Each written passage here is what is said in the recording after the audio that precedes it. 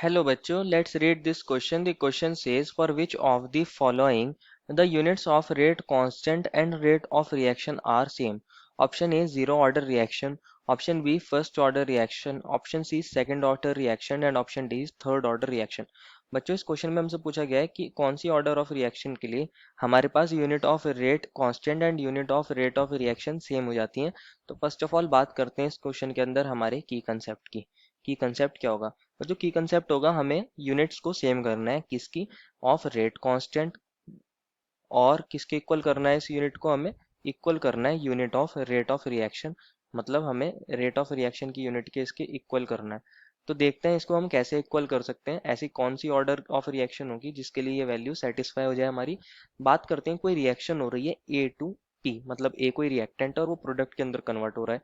अगर मुझे इसके लिए जनरली रेट लिखना होता है तो मैं कैसे लिखता हूँ? रेट लो एक्सप्रेशन को के और ए की पावर एन, जहाँ एन क्या होता है बच्चों? ऑर्डर ऑफ रिएक्शन होता है। यही तो होता है। हमारे पास रेट क्या होता है बच्चों? Change in concentration upon time. मतलब इसकी यूनिट क्या होगी? अगर मैं लिखना चाहूँ general, molarity upon time. Time को मैं ले सकता हूँ सेकंड, और के की जगह मैं के रहने दूं। और हमारे पास ए भी तो कंसंट्रेशन है, इसको भी मैं लिख सकता हूँ मोलैरिटी। और इसकी पावर क्या बन जाएगी बच्चों? एन। इसको मैं ऐसे लिख सकता हूँ, मोलैरिटी और सेकंड ऊपर आके बन जाएगा second inverse is equal to के और मोलैरिटी की पावर एन। बच्चों यहाँ रेट की यूनिट तो फिक्स है, मोलैरिटी इंटू सेकंड इनवर्स। मुझे के की यूनिट भी ऐसी ही करनी है। ये जब ऐसी हो सकती है अगर मेरे पास मोलैरिटी की पावर एन वाली टर्म किसी तरह वन बन जाए, तो मेरे पास के की यूनिट भी बन जाएगी मोलैरिटी इंटू सेकंड इनवर्स। मैं ऐसी क्या वैल्यू रखूं एन की जिससे मेरे पास ये वाली टर्म वन बन जाए? अगर मैं एन की वैल्यू को जीरो रख दूंगा तो मेरे पास मोलैरिटी की पावर एन बन जाएगा मोलैरिटी की पावर जीरो, और मोलैरिटी की पावर जीरो बन जाएगा वन, क्योंकि किसी की पावर जीरो होती है तो उसे हम वन लिखते हैं।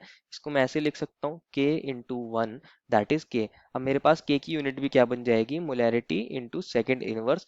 तो ये कौन से ऑर्डर को सेटिस्फाई कर रहा है? जीरो ऑर्डर को। Therefore, the final answer is option number A, that is zero order reaction. I hope you understood it well and best of luck.